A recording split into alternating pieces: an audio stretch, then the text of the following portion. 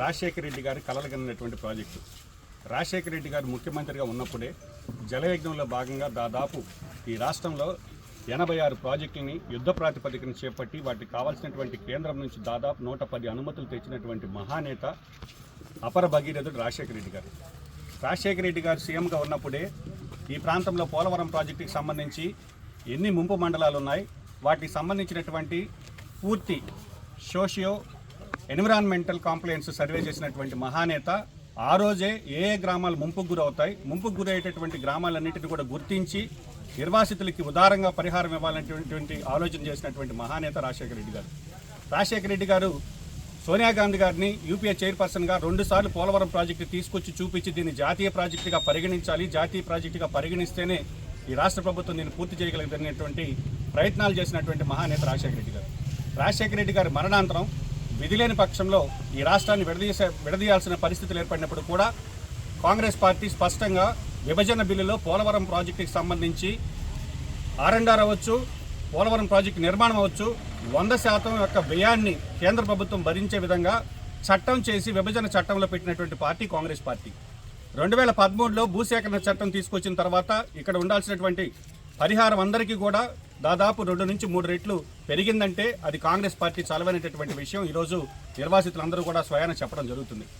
నిర్వాసితులకు సంబంధించి పోలవరం ప్రాజెక్టుకి జగన్మోహన్ రెడ్డి గారు ముఖ్యమంత్రి అయిన తర్వాత పరిహారం అందరికీ ఇవ్వాల్సినటువంటి వ్యక్తి దాన్ని 2 దశలు చేసి ఒక పోలవరం ప్రాజెక్టుకి సంబంధించి 41.5 మీటర్ల ఎత్తుకు ముందుగా పరిహారం ఇస్తానని చెప్పి ప్రకటించినటువంటి వ్యక్తి జగన్మోహన్ రెడ్డి గారు. ప్రకటించిన తర్వాత 41.5 మీటర్లు ఈరోజు కేంద్ర ప్రభుత్వం దారుణంగా బడ్జెట్లో నిర్మలా సీతారామన్ గారు స్పష్టంగా మేము 41.5 మీటర్లనే పరిగణనలోకి తీసుకుంటామని ఫైనాన్స్ బిల్లులో పెట్టినప్పుడు కూడా ఈ ప్రాంత ఎంపీలు నోరు మెదపడం లేదు. ఇక్కడికి వస్తే నిర్వాసితుల గోడు కనీసం పట్టించుకునేటటువంటి నాదుడు లేడు. 45లో ఉండాల్సిన గ్రామాలకేమో మిట్ట గ్రామాలకి డబ్బులు పడ్డాయి.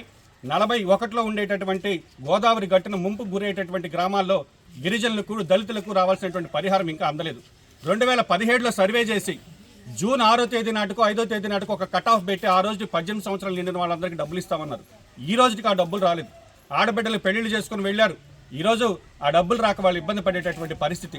కాబట్టి కాంగ్రెస్ పార్టీ వీటన్నిటి మీద నిర్వాసితుల సమస్యలు, అదేవిధంగా పోలవరం ప్రాజెక్టుకి సంబంధించి ఎత్తు విషయంలో కావచ్చు, పోలవరం ప్రాజెక్టు నిర్మాణంలో ఎంత దారుణం అంటే వార్షిక నివేదికలో 2023 వార్షిక నివేదికలో నిర్వాసితులకు ఇవ్వాల్సినటువంటి పరిహారం ఇవ్వకపోవడం వలన ఎగువ కాపర్ డ్యామ్ని పూర్తిగా నిర్మించకపోయిన దానివల్ల అక్కడ ఉండేటటువంటి బ్రీచెస్లో వరదల్లో ఉండేటటువంటి డయాఫ్రామ్ వాల్ కావచ్చు, డ్యామ్ కావచ్చు కొట్టుకుపోయినని వాళ్ళు వార్షిక నివేదికలో పెట్టారంటేనే గత కూటమి ప్రభుత్వం కావచ్చు, వైఎస్ఆర్సీపీ ప్రభుత్వం కావచ్చు పోలవరం ప్రాజెక్టు పట్ల నిర్వాసితుల పట్ల ఎంత చిత్తశుద్ధం అర్థమవుతుంది.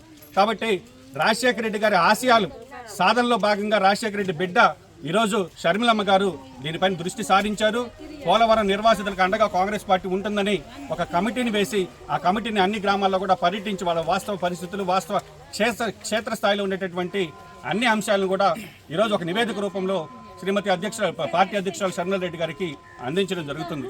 కాబట్టి ఇక్కడ ఉండేటటువంటి ప్రజలందరినీ గమనించమంటున్నా, ఆశయాల కోసం పోరాడేటటువంటి వ్యక్తి రాజకీయ వారసులు అవుతారు తప్ప తండ్రి పేరుని అడ్డం పెట్టుకొని వైఎస్ఆర్ కాంగ్రెస్ పార్టీని అధికారంలోకి వచ్చిన తర్వాత తండ్రి ఆశయాలను తొంగలో దొక్కి ఈ మాట ఎందుకు చెప్తున్నామంటే జలయజ్ఞంలో రాజశేఖర రెడ్డి గారు ప్రారంభించినటువంటి ప్రాజెక్టులు దాదాపు రాయలసీమ అయితేమి ఉత్తరాంధ్రలో 33 ప్రాజెక్టులలో జగన్మోహన్ రెడ్డి గారు 5 ఏళ్లలో ఎన్ని పూర్తి చేశారో ఈరోజు ఒకసారి రాష్ట్ర ప్రజలు ఆలోచించాలి. వీరు ప్రాజెక్టులు కట్టకపోయిన ఇబ్బందుల రాజశేఖర రెడ్డి గారు కట్టినటువంటి కడప జిల్లాలో ఉండేటటువంటి అన్నమయ్య ప్రాజెక్టు గేట్లకి సంబంధించినటువంటి మెయింటెనెన్స్ చేయలేక వరదల్లో ఆ ప్రాజెక్టు కొట్టుకుపోయి ప్రాణాలు పోయినటువంటి పరిస్థితి. కాబట్టి రాష్ట్ర ప్రజలందరినీ, కాంగ్రెస్ పార్టీ వాదులందరినీ కూడా ఒకసారి ఆలోచించమంటుంది. కాబట్టి కాంగ్రెస్ పార్టీ తిరిగి మళ్ళీ ఈ రాష్ట్రానికి ప్రత్యేక హోదా కావచ్చు, పోలవరంకి సంబంధించినటువంటి నిధులు కావచ్చు, అన్నిటిని కూడా నెరవేర్చేటటువంటి పార్టీ కాంగ్రెస్ పార్టీ. కాబట్టి కాంగ్రెస్ పార్టీ నిర్వాసితులకు అండగా ఈరోజు గ్రామాల్లో పర్యటిస్తుంది. నిర్వాసితుల సమస్యలు తీరే వరకు పోరాటం చేస్తాం. ఈరోజు గిరిజనులు, దళితులకు రావాల్సినటువంటి పరిహారాన్ని కూడా కూటమి నేతలు పైరువీలు చేసి కాజేసేటటువంటి పరిస్థితి ఈ గ్రామాల్లో చూస్తున్నాం. కాబట్టి ముంపు మండలాల కింద పరిగణించి వాళ్ళకి ఎటువంటి అభివృద్ధి కార్యక్రమాలకు నోచుకోవడం లేదు, ఒక కాలనీ ఇల్లు లేదు, ఒక బాత్రూములు కట్టించే పరిస్థితి లేదు. దాదాపు 10 సంవత్సరాలుగా వీళ్ళు పడేటటువంటి వ్యతలన్నీ కూడా కాంగ్రెస్ పార్టీ తరఫున ప్రభుత్వం దృష్టికి తీసుకెళ్లేదానికి మా ప్రయత్నం చేస్తామని చెప్తున్నాను.